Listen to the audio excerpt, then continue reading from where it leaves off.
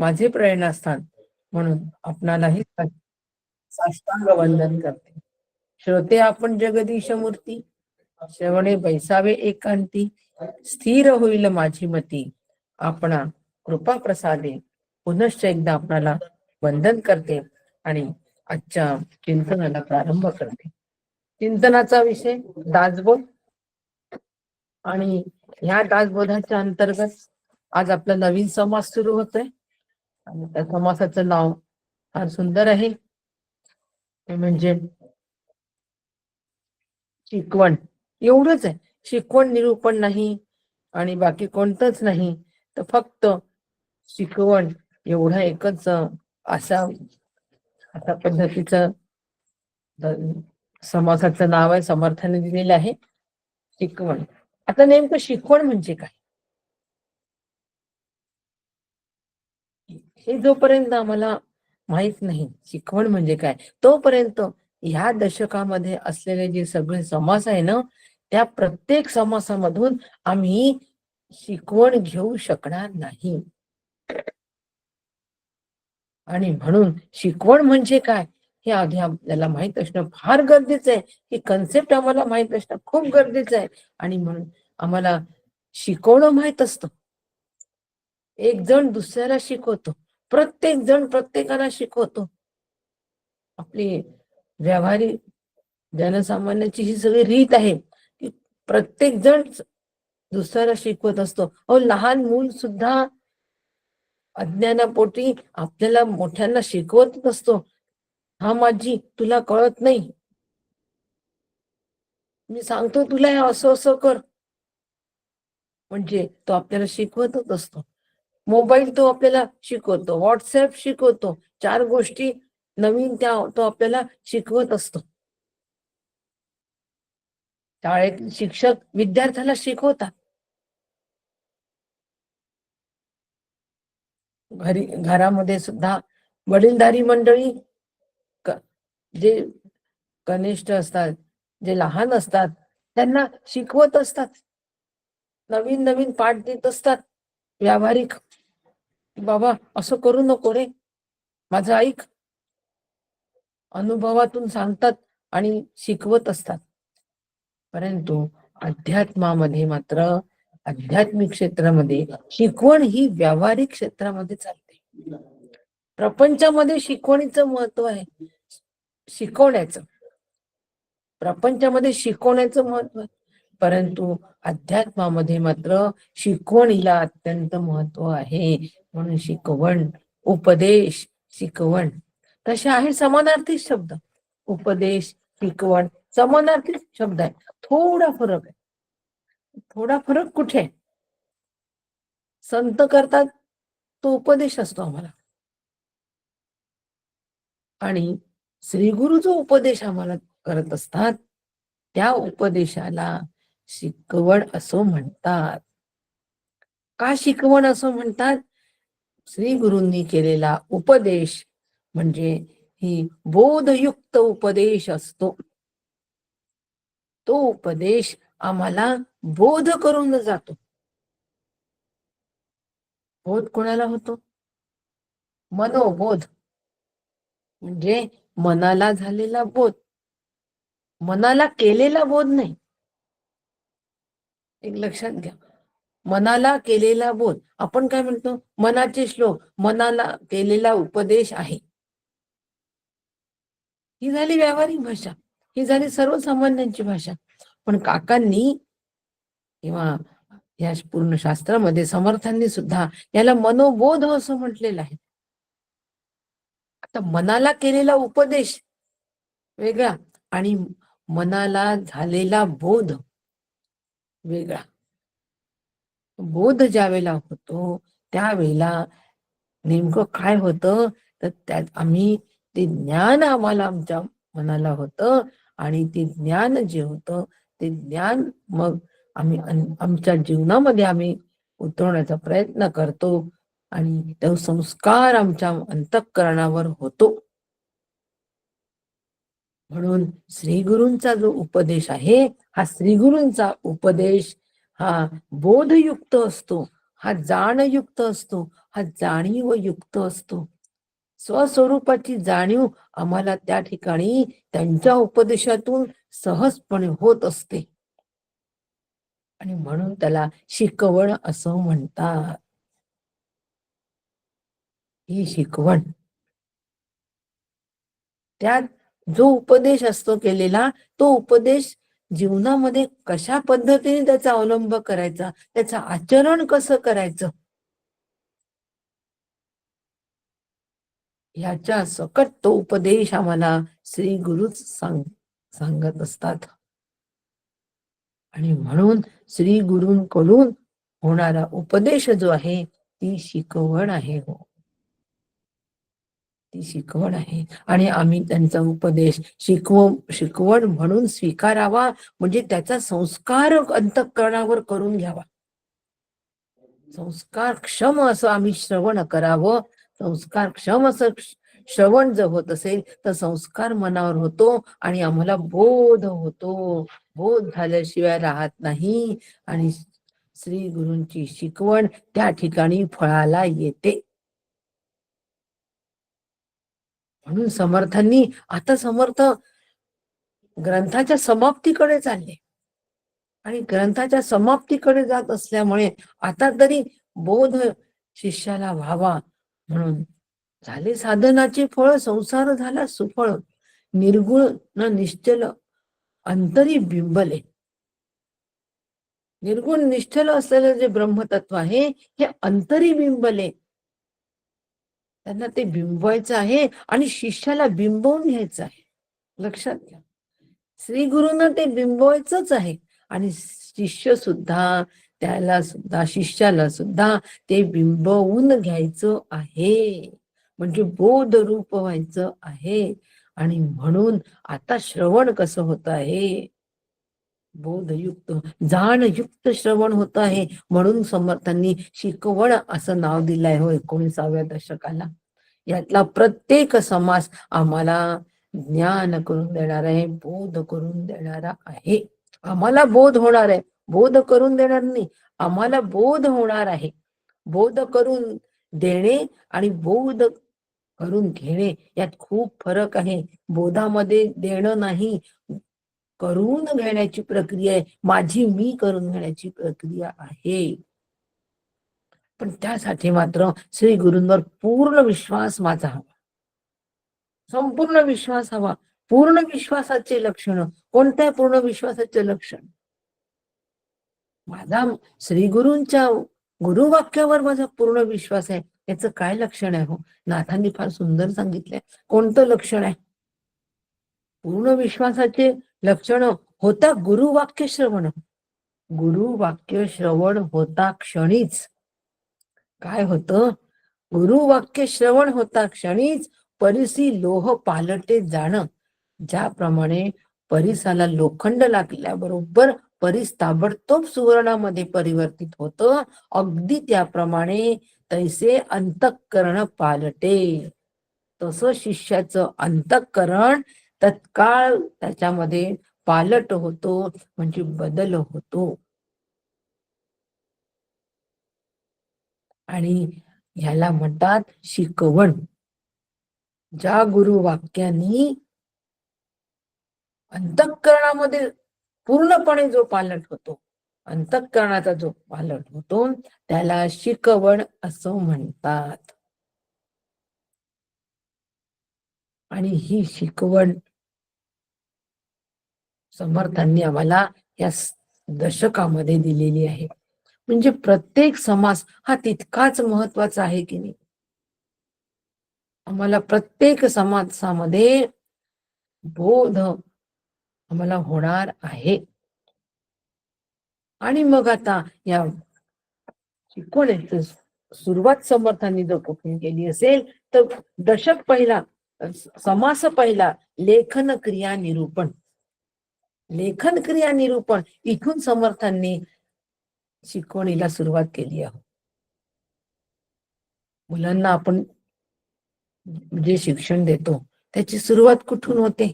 आडव्या उभ्या रेघा पाडा होते की नाही. इथून आधी नुसतं डोळ्यांनी बघायला सांगतो आणि मग त्याच्यानंतर खऱ्या शिक्षणाला प्रारंभ होतो. आडव्या उभ्या रेघा मारा, जसा मारतो तसा मारू द्या, पण त्याला लेखणी आणि पाटी पेन्सिल ही त्याच्या सहवासामध्ये असू द्या. काय म्हणतात आई वडील किंवा शिक्षक, अहो पाटी पेन्सिल नुसती त्याच्या जवळ द्या, तो जे करेल ते करू द्या. कशासाठी? तो जे करेल ते करू द्या, कारण त्याचा त्या पाटी पेन्सिलशी सहवास वाढतो, सहवासामधून प्रेम वाढतो आणि मग त्या प्रेमातून तो मुलगा त्या पाटी आणि पेन्सिलचा संबंध बरोबर जोडतो आणि पेन्सिलीने पाटीवर लिहितो, आडव्या उभ्या रेखा काढतो. एवढं लेखनाचा आमच्या जीवनाशी किती जवळचा संबंध आहे. आणि त्या रेघोटा पाडल्यानंतर एक आनंद होतो त्या मुलाला, आपण सगळे बघतो. म्हणजे लेखनाचा किती जवळचा संबंध आमच्या जीवनाशी आहे याचा आम्हाला प्रत्यय येतो, पण आम्हाला याचं महत्व कळत नाही. लेखनाचं महत्व कळत नाही आणि म्हणून लेखनाचं महत्व न कळल्यामुळे समर्थांना आम्हाला लेखन क्रिया निरूपण सांगावं लागतं.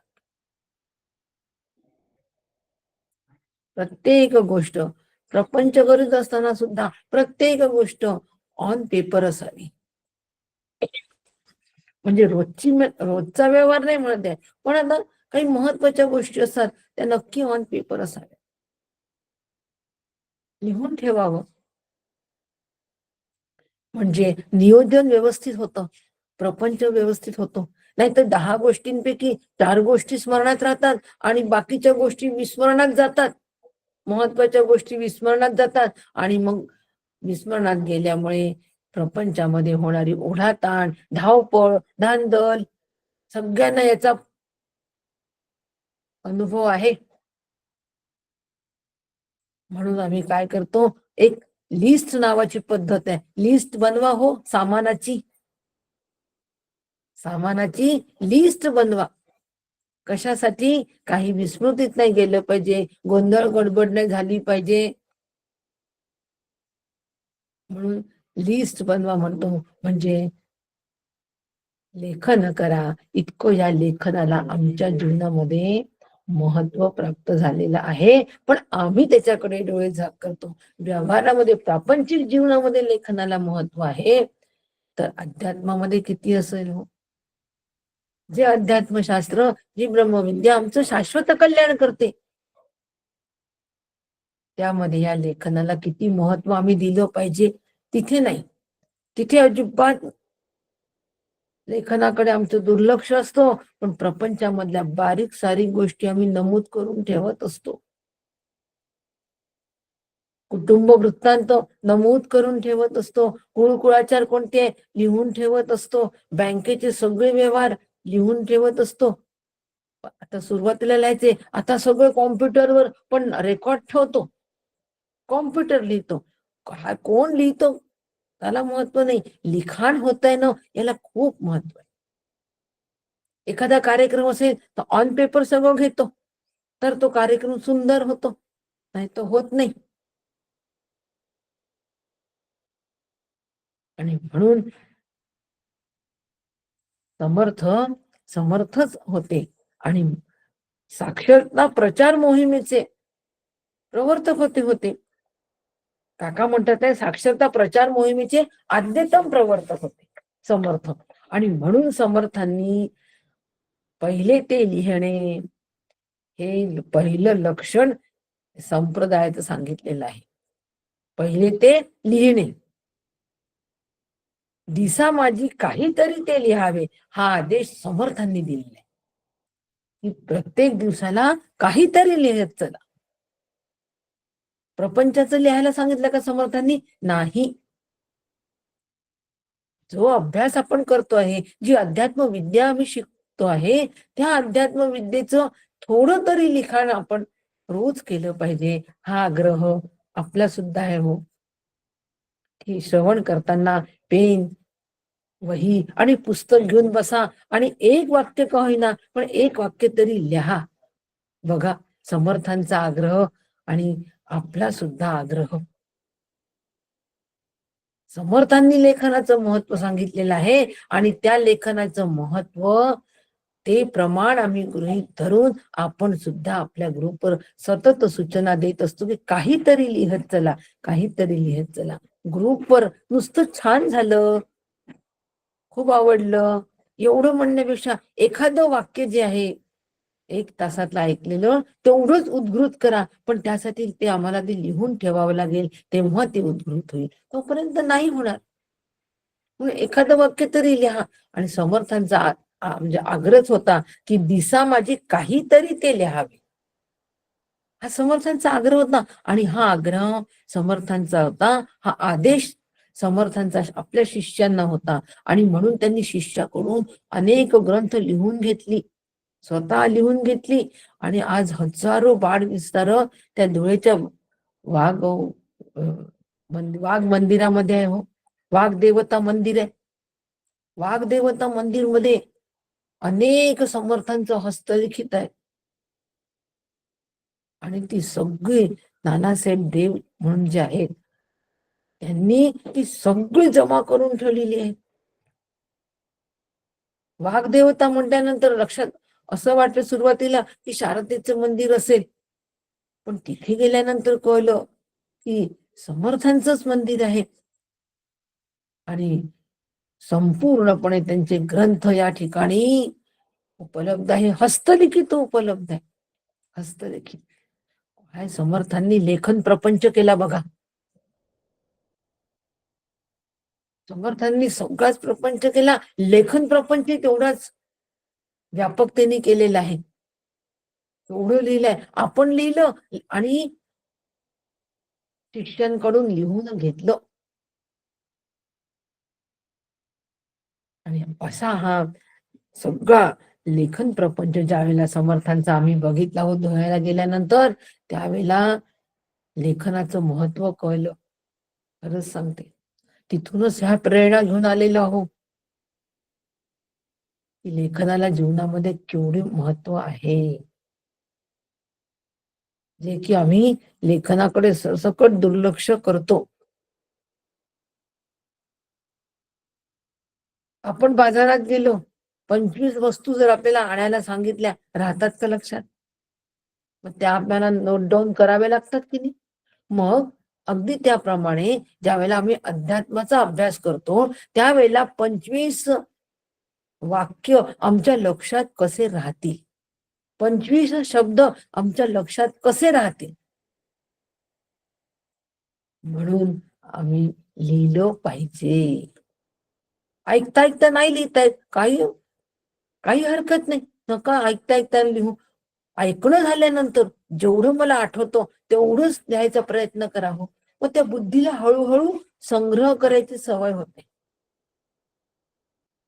हळूहळू त्या बुद्धीला संग्रह करायची सवय होते आणि ती बुद्धी हळूहळू साठेबाजी करायला सुरुवात करते, साठा करायला सुरुवात करते.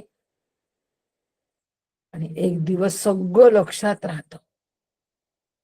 मग त्यावेळेला लेखन नाही केलं तरी चालतं, एवढी सहजता येते. हो, मग तोपर्यंत आम्हाला लेखन नक्कीच केलं पाहिजे, लिहिलंच पाहिजे.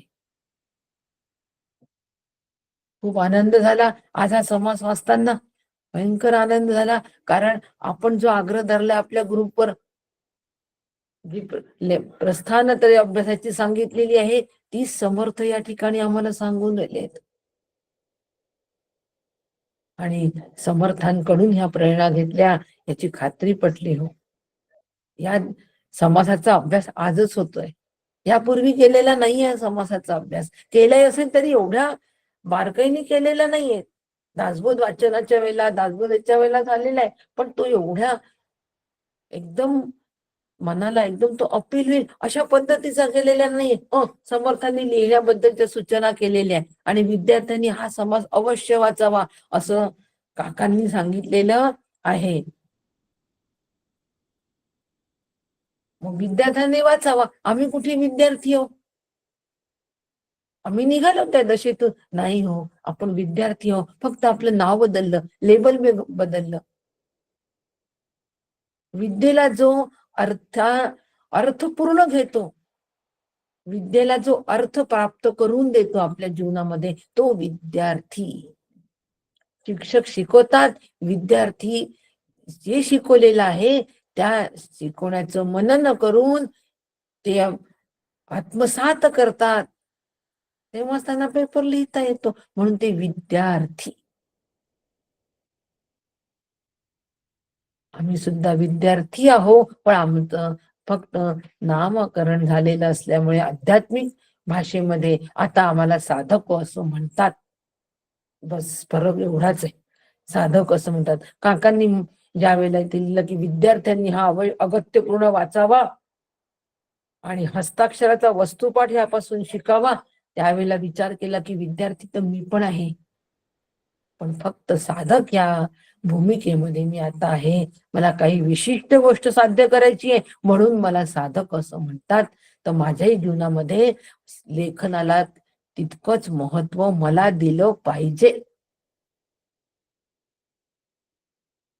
आणि हा जो लेखन प्रपंच समर्थांनी मांडलेला आहे, या लेखन प्रपंचामधून मी एवढा तरी बोध मला व्हायलाच हवा की लिहायचं कशासाठी, कशासाठी लिखाण करायचं, कशासाठी लेखन प्रपंच करायचा, तर त्या लिखाणातून तो संस्कार अंतःकरणावर होणार आहे. तैसे अंतःकरण पालटे. अंतःकरणामध्ये बदल जर करून घ्यायचा असेल तर आम्हाला काही प्रमाणात तरी लेखन करावं लागेल, वारंवार वारंवार त्याची उजळणी करावी लागेल, म्हणजे ते सहजगत्या आमच्या लक्षात राहील. म्हणून अभ्यास करायचा म्हणजे त्या अभ्यासाच्या सहवासात राहावं लागेल. जास्तीत जास्त सहवासात जेव्हा आम्ही राहू, तेव्हा ते आमच्या सहज आम्हाला आत्मसात होईल आणि सहज लक्षात पण राहील आणि सहजगत्या बोलता पण येईल.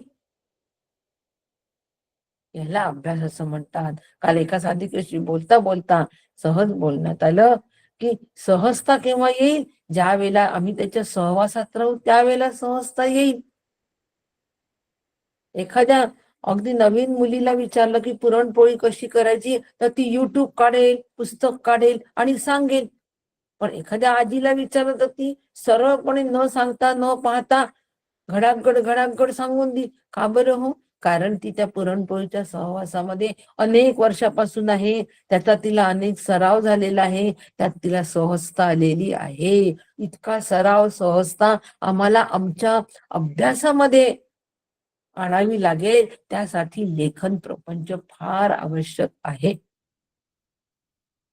तर लेखनाचा फारच नाही 2 पानं लिहिले पाहिजे, 3 पानं लिहिले पाहिजे, अजिबात नाही हो.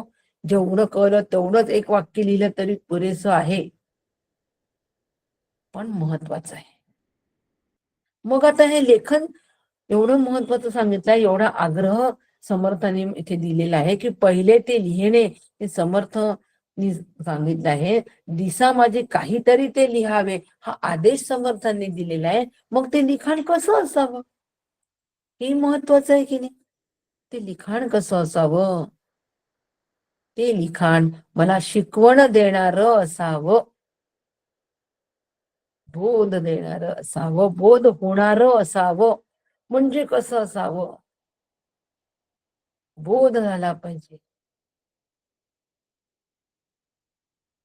म्हणजे ते किती व्यवस्थित लिहिलेलं असावं की पाहता क्षणी, वाचता क्षणीच मला कळलं पाहिजे, त्याचा अर्थ कळला पाहिजे, त्या अर्थाच्या मागचं त्याचं मर्म कळलं पाहिजे आणि मी अर्थ पाहिल्याबरोबर अर्थरूप होऊन राहिलो पाहिजे.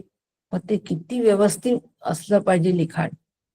म्हणून समर्थांनी नुसतं लिहा लिहा लिहा नाही सांगितलं, तर समर्थांनी कसं लिहायचं हे पण आम्हाला शिकवलंय. आता काही आम्हाला शिकवावं लागतं का कसं लिहायचं ते, आम्हाला काही कळत नाही का? हो, कळतं, सगळ्यांना कळतं. आपल्या ग्रुपवरच्या तरी सगळ्या लोकांना कसं लिहावं ते कळतं, परंतु समर्थांना काय अपेक्षित आहे लेखन क्रियेमध्ये, लेखन प्रपंचामध्ये समर्थांना काय अपेक्षित आहे की नेमकं कशा पद्धतीने आपण लिहिलं पाहिजे समर्थांना अपेक्षित आहे. तसं जर आम्ही लिहिलं तर आम्हाला त्या लेखनामधून पटकन आकलन होईल, पटकन आकलन होईल. आणि म्हणून लेखन क्रिया निरूपण समर्थांनी समज दिलेला आहे.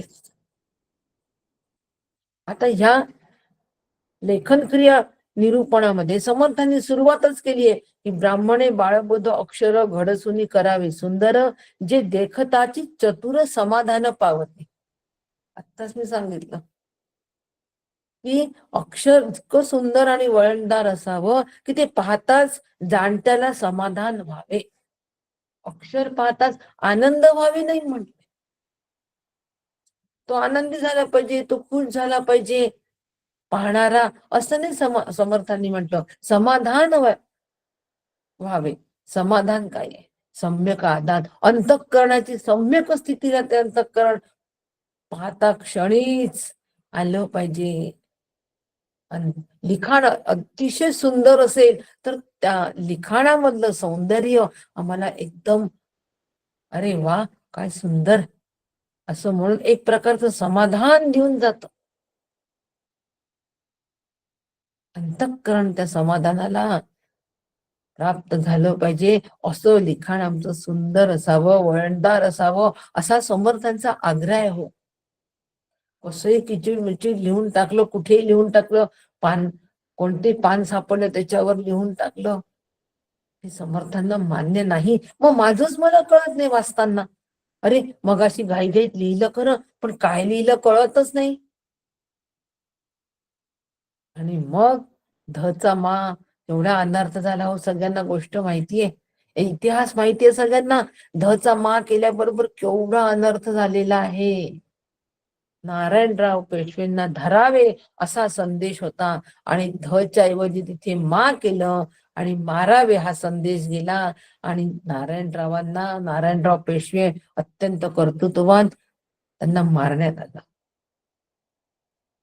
धचा मा केला तर अनर्थ होतो, म्हणून व्यवस्थित स्वच्छ असं सुलेखन असावं की माझं मला कळता क्षणीच वाचता क्षणीच बोधाला अंतःकरण प्राप्त व्हावं. अंतःकरण पालटे तैसे अंतःकरण पालटे,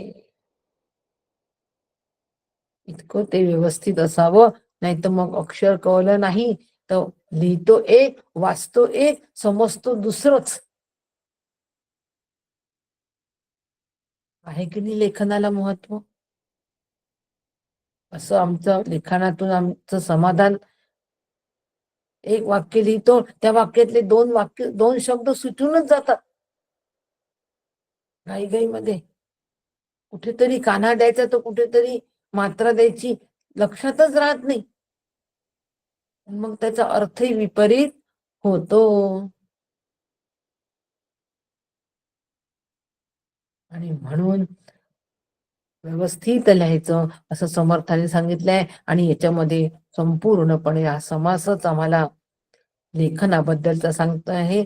छोटासा समास आहे, लवकर आटोपलं तर पुढच्या समासाला पण सुरू करून देणार. पण ह्याच्यामध्ये मात्र 12 ओव्यांच्या तरी मी प्रत्येक ओवी वाचणार आणि सांगणार. 12 ओवीपर्यंत, ओवी क्रमांक 12. मग ओवी क्रमांक 13 पर्यंत, 13 पासून 14 पासून समर्थांनी त्या काळच्या लेखन पद्धतीप्रमाणे सूचना केलेल्या आहेत. काळ बदलला आहे, लेखनाच्या पद्धती बदलल्या आहेत. पेन्सिलच पाहिजे लिखाणाला असं काही नाही, पेनच पाहिजे असं काही नाही. कॉम्प्युटरवर पण लिखाण करतात आजकाल, मोबाईलवर पण लिखाण करतात. लेखनाचं साहित्य कोणतं असावं याबद्दलचा आग्रह नाही, पण त्यावेळेच्या लेखनाप्रमाणे त्यांनी लिहिलं तेवढा तो वाचनाचं काही कारण नाही. आपण 12 ओव्यांपर्यंत तरी प्रत्येक ओवी बघणार आहोत. आणि लेखन कसं करायचं हा अभ्यास आज आपण करतो आहे. ही शिकवण आम्हाला समर्थ देतात आहे की लेखन कसं करावं.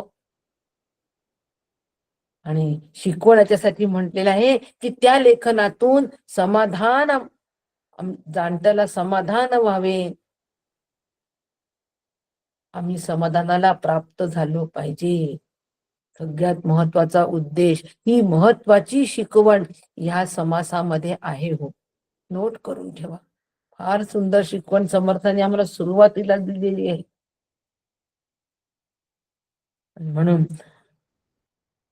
वाटोळे सरळे मोकळे वतले मसीचे काळे, कुळकुळीत वळी चालिल्या डाळे, मुक्त माळा जैसा जैसा.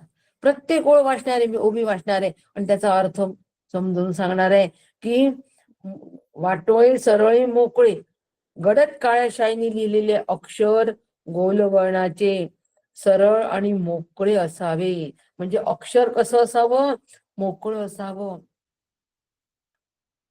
काळ्या शाईने लिहिलेलं असावं. होतले मसीचे काळे, समर्थांनी काळी शाई वापरली आहे, कारण काळ्या शाई मधलं अक्षर ठळक दिसत असं.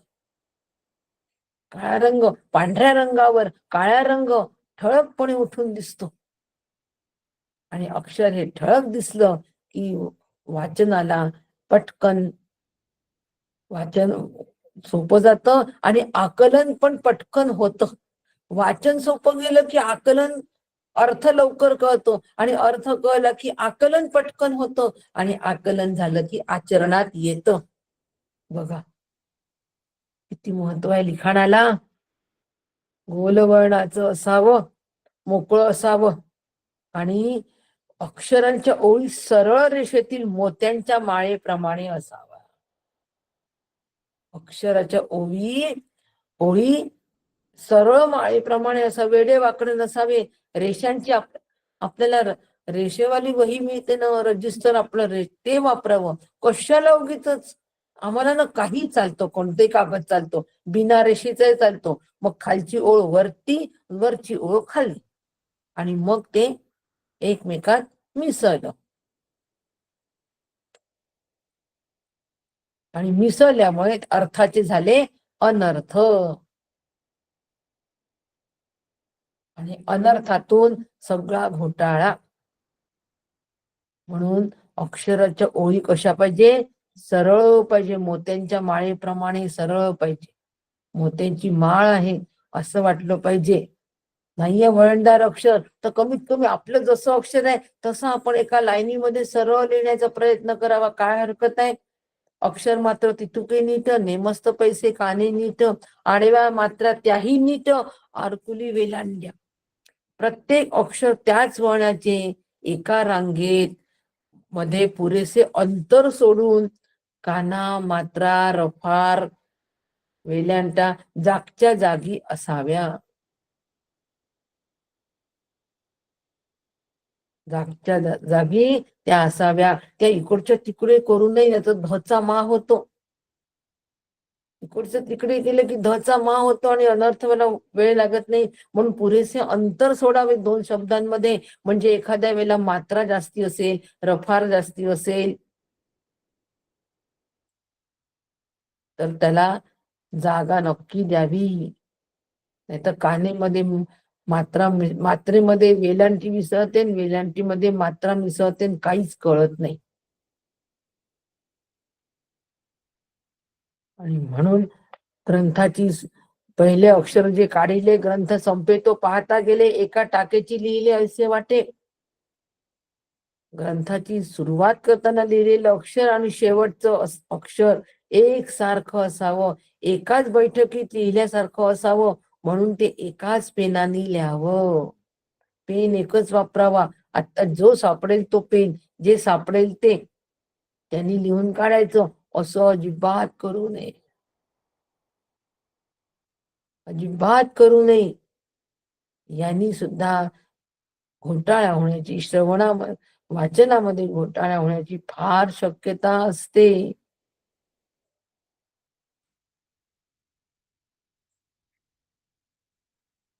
आणि म्हणून अक्षराचे काळेपण, टाकांचे ठोसरपण, तैसेची वळण वाकण सारिखेची. मध्येच गडद अक्षर, मध्येच फिक्क अक्षर असं पण असतं बरेचदा. मध्येच फिक्क, मध्येच डार्क असं अक्षर असतं. आणि मग असं अक्षर असलं की मग आपण ते फिक्के अक्षर जे आहे ते आमच्या दृष्टीआड होतात. ते आमच्या दृष्टीआड होतात आणि आमचं वाचन बघा मग कसं होतं. एक ओळ सोडतो, एक शब्द सोडून देतो, एक एक शब्द सोडल्याबरोबर दुसऱ्या शब्दावर उडी मारतो आणि मग काय समजलं म्हणतो तो काहीच समजलं नाही म्हणतो. कसं समजणार आहे? एक अक्षर डार्क, एक अक्षर बारीक, बारीक अक्षरावर दुर्लक्ष, फिक्या अक्षरावर दुर्लक्ष. आणि म्हणून 2 ओळींमध्ये व्यवस्थित अंतर ठेवा. एखादेच अक्षर लांब काढून ते खालील ओळीला टेकू नये. एखादंच अक्षर मोठं असतं आणि ते खालच्या ओळीला टेकतो. एवढे बारकावे आपण घेतो का लेखनामध्ये? विचारा. प्रत्येकाने आज स्वतःला हे प्रश्न विचारा की खरंच इतक्या बारकाईने आम्ही लेखन करतो का? इतकं व्यवस्थित आम्ही लेखन करतो का? अजिबात आम्ही इतकं व्यवस्थित लेखन करत नाही, कारण आम्हाला लेखनाचं महत्व माहित नाही म्हणून. अहो फार लेखनाचं महत्व आहे. मला सांगा, पहिले पाठवर्ग असायचे त्यावेळेला ऋषीमुनी आपल्या शिष्याला सांगायचे, ते मुखोद्गत करून ठेवायचे सगळं. मग लेखन कला विकसित झाली आणि लेखन कला विकसित झाल्यामुळे हे सगळं लिहून ठेवण्यात आलं. नाहीतर श्रुती कशा झाल्या? श्रुतींची रचना त्या ऋषी मुनींना ध्यानामध्ये शब्द ऐकू आले, ते त्यांनी सगळे मुखोद्गत केले हो. पण नंतर लेखन क्रिया ज्यावेळेला विकसित झाली त्यावेळेला ते सगळंच्या सगळं उतरवण्यात आलं. म्हणून आज आमच्या समोर श्रुती आहे, स्मृती, गीता स्मृतीच्या रूपाने आहे, श्रुती स्मृती आमच्या समोर आज लेखन कला विकसित झाल्यामुळे आहे हो. एवढं त्या लेखनाला महत्व आहे. भगवंतानी रणांगणावर युद्धाच्या वेळेला गीता सांगितली, तोंडाने गीता सांगितली. तिथे तर त्यावेळेला कोणी लिहायला बसलं नव्हतं ना रणांगणावर. संजयने ती ऐकली, अर्जुनाने ऐकली, पण त्यावेळेला लिखाण नव्हतं ना. रणांगणावर कोण लिहिणार युद्ध समय? परंतु ती लिखाण करून ती व्यासांनी सगळी ती लिहून ठेवली पूर्णपणे. म्हणून आज आम्हाला गीतेचे 18 अध्याय आणि त्यातलं तत्वज्ञान भगवंतांनी सांगितलेलं आज आमच्या समोर उपलब्ध आहे हो. उपनिषद आमच्या समोर उपलब्ध आहेत. संत वाङ्मय, संतांनी लेखन केले. एवढं काय अफाट लेखन केलं. तुकाराम महाराजांनी 4000 अभंग, माऊलींनी ज्ञानेश्वरी, अमृतानुभव स्वतः हाताने लिहून काढले हो. सोपाय 9000 ओव्या हाताने लिहून काढायच्या. अभंग, विरहणी, केवढे प्रकार सगळे लिहून काढले, अफाट लिहून काढले. डॉक्टर काकांचे 40 ग्रंथ आहे, लेखन केलं. अत्यंत नियमितपणाने काकांनी लेखन केलं. रोज सकाळी 3 वाजता ते उठायचेच. कशाला? लेखनासाठी उठायचे. रोज सकाळी 3 वाजता, पहाटे 3 ला उठून ते लेखन करायचे. तेव्हा इतक्या व्यस्त जीवनामध्ये इतके ग्रंथ आमच्यासाठी, एवढं ज्ञानाचं भांडार आमच्यासाठी आज खुलं करून ठेवलं हो. आणि आम्ही म्हणतो, आमच्या लक्षात राहतोच, रोज सकाळी 7 ते 8 1 तास ऐकायचं, दिवसभर आपले सगळे व्यवहार करायचे. खरंच का हो आपल्याला 1 तासाचं श्रवण आठवत असेल? त्या बुद्धीमध्ये 7 ते 8 जमा करून ठेवलेलं जे आहे ते दिवसभर अनेक गोष्टी जमा करायच्या, अनेक कचरा जमा करायचा त्या बुद्धीमध्ये. आणि मग ज्या वेळेला निवांत वेळ मिळेल त्यावेळेला त्या कचऱ्यामधून हिताची गोष्ट काढणं सोपं आहे का? म्हणजे मग केवढं त्या लेखनाला महत्व आहे. आणि म्हणून हे लेखन जर का नीट असलं तरच त्याचा फायदा आहे, अन्यथा नाही. हे समर्थांना आम्हाला वारंवार इथून सांगायचं आहे. म्हणून समर्थांनी आम्हाला सांगितलं की कसं लिहायचं, खालच्या आणि वरच्या ओळीमध्ये अंतर ठेवायचंच,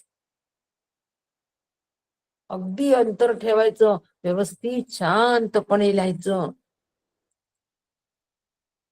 आणि हे अंतर त्यानंतर लिहिल्यानंतर जर काही आपल्याला त्याच्यात दुरुस्ती करायची असेल तर त्याच्यामध्ये आपल्याला जागा ठेवायची. लिहिले, एक ओवी लिहिली दासबोधाची, त्याचा अर्थ लिहिला, खाली 4 ओळी सोडून द्यायच्या मोकळ्या. जर उद्या आम्हाला काही अजून अर्थामध्ये वेगळं काही सुचलं, आमचं चिंतन जर पटकन आलं, तर ते चिंतन लिहायला तिथे निश्चितपणे जागा पाहिजे.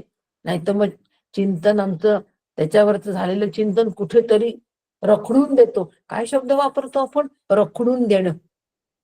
शब्द काय वापरले? रखडून देतो. कुठेतरी रखडून ठेवानं, अरे काय शब्द आहे. त्या लेखनाला जर आम्ही इतका खालचा दर्जा देत असू तर ते लेखन आम्हाला काही देऊ शकणार नाही. द्यायला बसलंय ते खूप द्यायला बसलंय आम्हाला. आम्हीच लिहिलेलं 4 गोष्टी आम्हालाच खूप काही देतात. आमच्या पूर्वजांनी वृत्तांत लिहून ठेवलेला असतो, आपण तो वाचतो की नाही, आणि त्याच्यातून खूप सारे अंदाज बांधतो की नाही, की आपले पूर्वज असे होते, तसे होते, तसे होते. इतिहास आपला एवढा सगळा घडलेला इतिहास ज्या वेळेला आम्ही तो लिहिला गेला त्याच वेळेला आपण त्याच्यावरून अंदाज बांधू शकतो. आणि आज बंगालला ज्या वेळेला त्या इतिहासाची पुनरावृत्ती होत आहे ना हो, हिंदूंवर होणारे अत्याचार, विशिष्ट जमातीकडून हिंदूंवर होणारे अत्याचार ज्या वेळेला आम्ही बघतो त्यावेळेला आम्हाला लिहिलेला इतिहास आठवतो आणि आम्ही उद्गार काढतो की परत शिवाजी जन्माला यायची वेळ झालेली आहे, परत समर्थांना यावं लागेल, अत्याचार बघत नाही. मग पण हे आम्हाला समर्थ आणि शिवाजी महाराज यांचा जो संस्कार आमच्या अंतःकरणावर झालेला आहे तो कशामुळे झाला? लेखन उपलब्ध असल्यामुळे, इतिहासकारांनी लिहून ठेवल्यामुळे तो संस्कार आज आमच्यावर झालेला आहे. हिंदू धर्माचं पतन होत आहे आणि ते पतन रोखण्यासाठी आम्ही नेमकं काय केलं पाहिजे यासाठी आम्ही परत इतिहास वाचतो आणि त्याप्रमाणे प्रयत्न करतो. लेखनाचं महत्व, मग ते लेखन कसं असावं हे पटलं ना मला, लेखनाचं महत्व, तर ह्याच्यातून माझं कल्याण होणार आहे. आज सकाळी आपण पाहिला अत्यंत सुरेख असं प्रवचन ऐकलं हो, आणि त्या प्रवचनामधून सगळ्या पद्धतीने लेखनाचाच एक प्रकारचा, तो एक प्रकारच आहे लेखनाचा. सुंदर पीपीटी शो पण बघितला, अंतःकरणावर ठसला की नाही सगळ्यांच्या, इतका सुबक आणि सुंदर. पहिलं गीतेचं प्रवचन सुद्धा तेवढंच सुंदर आणि सुबक पीपीटी शोच्या माध्यमातून दाखवण्यात आलं. लेखन प्रपंच आहे तो, प्रत्येकाने करावा असं अपेक्षित नाहीये, पण आपल्याला जे उपलब्ध आहे त्याच्यातच आपण सुंदर करून करावं आणि समाधानाला प्राप्त व्हावं, हे फार महत्वाचं. म्हणून दुरुस्तीसाठी वाव ठेवावा हो लेखनामध्ये, थोडं 4 ओळी सोडून द्यावा, तिथेच आपण अगदी गिचिड मिचिड करतो, मग आपल्याला समजत नाही आम्ही काय लिहिलं आणि काय नाही, आणि मग कंटाळा येतो, जाऊ दे मी आता काही वाचतच नाही, मला काही हा सिद्धांत कळत नाही, मी काय लिहिलं हेच कळत नाही, सोडून देतो. कोणाचं नुकसान आहे? माझंच नुकसान आहे. आणि म्हणून काटकसर, लेखकाने गरजेपोटी काटकसर केली असं होऊ नये असं समर्थ म्हणतात. गरज केली हे घडेना लेखकापासून, असं होता कामा नये. आणि म्हणून इतकं सुंदर लिहावं की वाचणाऱ्याला त्याचा मोह निर्माण व्हावा. का सुंदर लिहावं? आपल्याला तर आपण तर आपल्याला त्याचं आकलन तर व्हावं, परंतु आपण लिहिलेलं जेव्हा दुसरा वाचतो त्यावेळेला त्यालाही मोह व्हावा की हे इतकं सुंदर लेखन काय आहे. आपणही तरायचो आणि लोकांनाही तरुण घेऊन जायचं, त्यांना सुद्धा तारण्यासाठी मदत करायची. आपण तरले हे नवल नव्हे, पण इतरांना सुद्धा तारून देण्याची ताकद ज्याच्यामध्ये आहे, त्या लेखनाला महत्व आहे. म्हणून माऊली तुकाराम महाराज यांनी जे लेखन करून ठेवलेलं आहे ना, आता याचे हस्तलिखित आपल्याला सापडणं फार कठीण, पण आहेत. आळंदीला देहूला वगैरे आहेत, तुकाराम महाराजांचे हस्तलिखित आहेत, सुंदर लिहिलेलं आहे. आणि म्हणून मोह निर्माण झाला पाहिजे वाचणाऱ्याला, आणि तो त्याचा मोह हा कुठपर्यंत गेला पाहिजे, वाचनानंतर समाधानापर्यंत तो पोचला पाहिजे. बरं, समर्थांनी इतकी दूरदृष्टी ठेवलेली आहे याच्यामध्ये की 10वी 11वी 12 10 11 12 मध्ये समर्थांची दूरदृष्टी कशी आहे बघा. की समर्थ म्हणत की तरुण वयात जे आपण लिहून ठेवतो बारीक बारीक अक्षर, ते वृद्धावस्थेमध्ये वृद्धाप काळामध्ये आपल्याला वाचता येत नाही बारीक अक्षर, कारण डोळे कमकुवत झालेले असतात. तर लिहितानाच, तरुण वयात लिहितानाच अशा पद्धतीचं अक्षर घ्यावं, मध्यम पद्धतीचं, की जो तरुण वृद्धाप काळामध्ये सहज वाचता येईल. म्हणून फार मोठे मोठे ढोबळ अक्षराने घ्यावे आणि फार बारीक अक्षर घेऊ नये, तर अगदी माफक प्रमाणामध्ये अक्षराची साईज ठेवावी की जी आम्हाला वृद्धाप काळामध्ये वाचता येईल. म्हणून अक्षर मध्यम असावे, मध्यस्थ लिहिण्याची करणी केली पाहिजे. माझं लिहिलेले मला वृद्धाप काळामध्ये सुद्धा वाचता आलं पाहिजे. काय दूरदृष्टी आहे हो समर्थांची.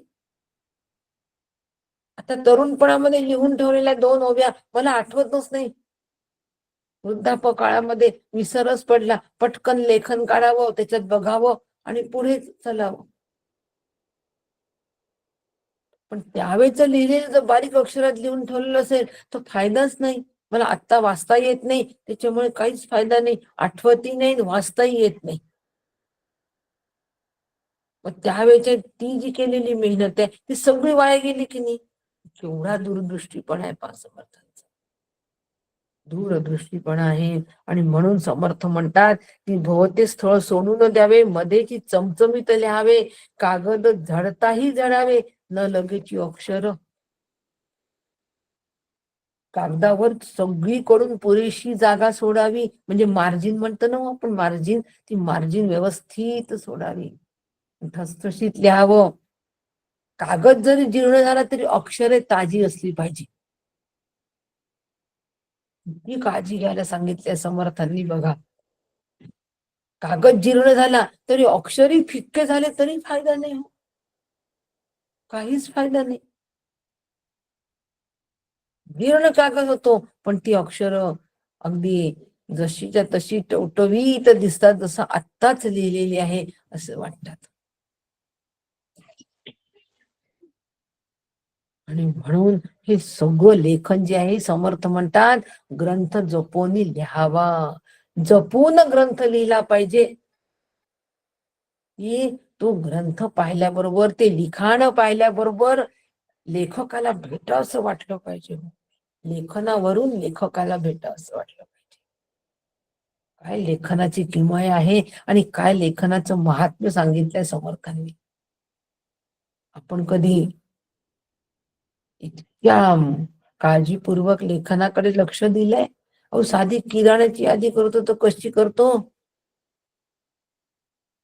आणि संतांची बघा, संतांचे प्रत्येक लिखाण व्यवस्थित असतो. किराण्याची यादी करायची तर कुठला तरी कागद वहीचा फाडतो, कसा फाडतो, गचकन फाडतो की तो इकडून असा तिरपा फाडला जातो, आणि मग त्याच्यावर यादी करतो. पहिलं अक्षर, पहिलं जे असतं ते बरोबर लिहितो, आणि मग हळूहळू हळू तिरप तिरप तिरप तिरप होत जातो, आणि शेवटचा जो ऍटम असतो तो अगदी कोपऱ्यात जातो, कारण ते तिरप तिरप होत गेलंय, कारण कागदच आमचा तिरपा फाटल्या गेला असल्यामुळे. आणि मग किराणा आणताना, सामान आणताना काय होतं तिथे, गहूच्या ऐवजी दिसतो जव. लिहिलाय गहू, 10 किलो गहू, तर ग दिसतच नाही तो पाहिजे तसा. एक तर तो अस्पष्ट दिसतो, फिक्का दिसतो, नाही तर ग च्या ऐवजी दिसतो तिथे ज, आणि आणतो आम्ही जव. 10 किलो जव घेऊन आलो घरी. घरचे म्हणत हे काय आणलं. मग आता कोणाची चुकी आहे हो ही? आणणाऱ्याची चुकी. आपण आणणाऱ्याला दोष देतो, लिखाणाला दोष, लिहिणाऱ्याला दोष देतो का? कसं लिहिलं तुम्ही?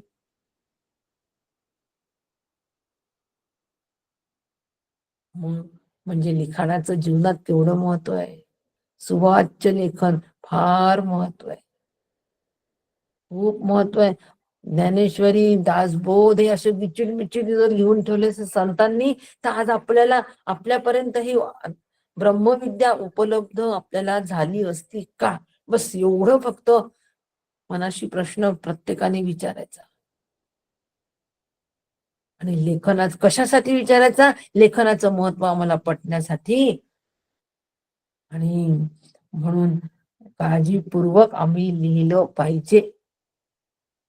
पत्र लिहा, की यादी करा, की बँकेचे व्यवहार लिहा, काळजीपूर्वक लिहिले पाहिजे. आज मी आपणा सगळ्यांना आता इथून 14 पासून जे 20 पर्यंतच दिलेलं आहे ओव्या, यामध्ये त्या काळच्या लिखाणाच्या पद्धती सगळ्या दिलेल्या आहेत, आणि त्या लिखाणाच्या पद्धती आता नाहीये. त्याच्यामुळे ह्या ओव्यांचा काही मी ओव्या उद्धृत करणार नाहीये. या तुम्ही सहज एक लेखन क्रिया त्यावेळेला लेखन कला कशी होती ती तेवढी वाचून घ्या. आणि एक ओवी फक्त वाचते त्याच्यामधली, की बोरूच्या टोकाला चीर पाडण्यासाठी नाना जिनसी ताकतोडणी, नाना प्रकारे रेखाटणी, चित्र विचित्र करणी, सिंसे लोळ्या. म्हणजे बोरूच्या टोकाला चीर पाडण्यासाठी अनेक प्रकारच्या बारीक सुऱ्या रेघा आखण्यासाठी पट्ट्या, नाना प्रकारच्या शिशांच्या गोळ्या असाव्यात. हे तर आपण बघितलं पण नाही, माहित पण नाही आपल्याला. याच्यावर उगीच किती वक्तव्य करायचं, वेळ घालवायचा. त्यावेळेची ती लेखन कला होती, त्या पद्धतीने समर्थांनी ते त्यांना सूचना केलेल्या आहे. आम्हाला एवढ्याच सूचना आहे की आमचं लेखन कसं असावं, अत्यंत सुंदर असावं. अक्षर चांगलं नसलं तरी सुद्धा लेखनाची पद्धत ही आकर्षक असावी, समजणारी असावी, समाधान देणारी असावी. आणि लेखन अवश्य करावंच. इतकं जरी आम्ही आज आजच्या या समासातून घेतलं तरी सुद्धा आम्ही खूप काही लेखन क्रिया निरूपण मध्ये आम्हाला फार मोठी शिकवण समर्थांनी दिलेली आहे. लेखनापासून शिकवणीला सुरुवात केलेली आहे. आता आम्हाला संपूर्ण पुढचे जे समास आहे हे पूर्णपणे शिकवणीचे समास आहे. ही शिकवण आम्ही आमच्या अंतःकरणावर ठसवून घ्यावी.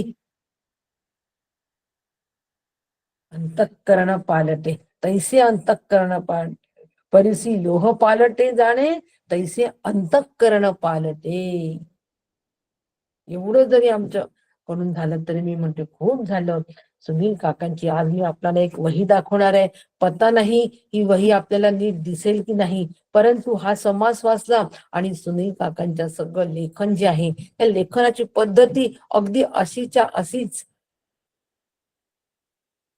ही पद्धत पाहायला म्हणजे लक्षात आले की अरे सुनील काका तर ह्याच पद्धतीने सर्व लेखन करतात आहे. अगदी प्रत्येक याच्यामधली ओवी जी आहे ती त्यांच्या लेखनाला लागू पडते. ही त्यांची जी वही आहे ही अनेक लोकांनी बघितलेली आहे. नगरचे कुलगणे काका यांनी बघितली आहे, पुण्याचे सुरेंद्र देव यांनी बघितली आहे, पांढरकवड्याचे पाटणकरांनी बघितलेली आहे. हे सगळे लेखन प्रकार जे आहे हे सगळ्यांनी बघितलेले आहे. म्हणून मी आज फक्त आपल्याला ती वही दाखवते. आणि दिसली तर फार छान, नाहीतर काकांच्या भेटीमध्येच म्हणा काका फक्त तेवढी वही दाखवता का. आणि म्हणून दिसते का माहित नाही त्यावरच लेखन आपल्याला दिसत असेल तर बघा. उत्तम दिसतंय, उत्तम दिसतंय. हा बस बघा लेखन कसं असावं समर्थांनी सांगितलेलं त्यावेळेला पाळले गेले. आज समासाचं वाचन होतंय, आज समासाचा अभ्यास होतोय. आणि काकाला तुम्ही काकाला मी म्हटलं की हे तर आपण आधीपासूनच दिसत आहे छान दिसत छान दिसत आहे. हे तर आपण आधीपासूनच फॉलो करतोय, हे तर आधीपासूनच आपण असं करतोय. आणि समर्थांनी आज आपल्याला ही शिकवण दिलेली आहे की प्रत्येक अक्षर बघा इथे काही ओवी पण सोडलेल्या काही ओवी सोडलेल्या आहेत. जर काही आठवलं याच्यावर चिंतन तर इथे लिहायला त्यांनी आधीच जागा सोडलेली आहे. इथे ही ओवी दिलेली आहे. आणि इथे असू स्वतः म्हणती जेणे जे मूढरमती तयांचे असू ख्याती ही लोक इथे 4 ओव्या सोडून दिलेल्या आहे. जर त्याच्यावरचं चिंतन अधिक सुचलं स्फुरलं तर इथे त्याला स्कोप असावा असं म्हणून प्रत्येक ओवीच्या खाली 2-2 ओव्या सोडलेल्या आहेत. महत्वाच्या लाल ओवी लिहिलेल्या आहे. काही काळ्या अक्षरांनी लिहिलेलं आहे की जे ठळक दिसलं पाहिजे, अंतःकरणात दिसलं पाहिजे असं म्हणून विविध याच्यातून हे लेखन केलेलं आहे. आणि हे लेखन पाहता क्षणीच समाधानाला आपण प्राप्त होतो. त्याच्यानंतर लेखकाला भेटावं असं वाटतं, लोक उत्कृष्ट होतात. हे समर्थांचे सगळे आपण आता ओव्या पाहिलेल्या आहे. आणि जीर्ण झाला ती अक्षरे ताजी आहे, जुनी वही आहे. हो 20-25 वर्षापूर्वीची पण तुम्हाला वही दाखवली असती, अक्षर ताजी टवटवीत कागद जीर्ण झाल्याची पिवळे पिवळे झाले पण अक्षर टवटवीत आहे. जुनी वही सध्या इथे ती शक्ती मला काढणं. अनेक वह्या दिलेल्या आहेत जिज्ञासू अभ्यासू साधकांना आहेत त्यांच्या जवळ. याला म्हणतात लेखन. आणि असं लेखन केलं की अंतःकरण पालटे, तैसे अंतःकरण पालटे. मला काय लिहिलंय हे नुसतं कळत नाही तर अंतःकरणावर त्याचा ठसा पडतो, संस्कार होतो. अंतःकरण पालट, क्रिया पालटे तत्काळ. याला लेखन निरूपण असं लेखनाचं महत्व प्रत्येकाने लक्षात घ्यावं आणि त्याला तेवढ्या दर्जापर्यंत घेऊन जावं. आणि अंतःकरण पालटे हा अनुभव सगळ्यांना यावा असं समर्थाचरणी प्रार्थना करते. आणि याचं या ठिकाणी चिंतनाला विराम देते. रामकृष्ण हरी. रामकृष्ण हरी. रामकृष्ण हरी. रामकृष्ण हरी. रामकृष्ण हरी ताई. रामकृष्ण हरी. रामकृष्ण हरी.